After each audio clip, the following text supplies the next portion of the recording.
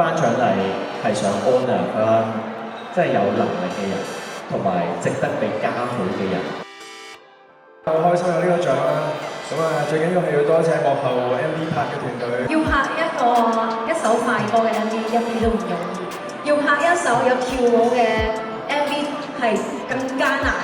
覺得舞台對於每一個中意跳舞嘅人嚟講，其實係好多嘅年輕人可以喺台上面淨係 focus 喺跳舞，因為嗰個感覺係兩回事嚟。不如試下有一個嘅 show，一齊喺 stage 嗰度去 enjoy 跳舞咁樣咯。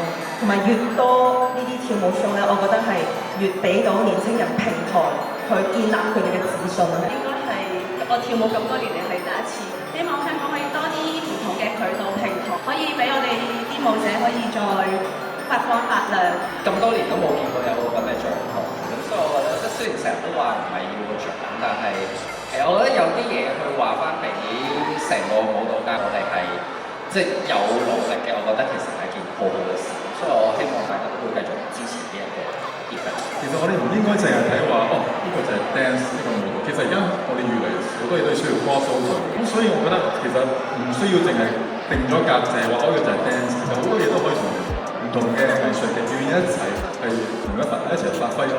咁所以我今日睇完之後咧，我都好多 idea。我翻到去西九咧，我諗話，咦點樣可以引入唔同嘅表演藝術嘅嗰個視覺藝術、視覺同表點樣兩個可以去 fusion 溝埋一齊咧？作為一個 audience，其實睇大家睇同一樣嘢嘅，大家都有新鮮感，大家都有新嘅 content。咁其實我覺得呢個先有火花咯。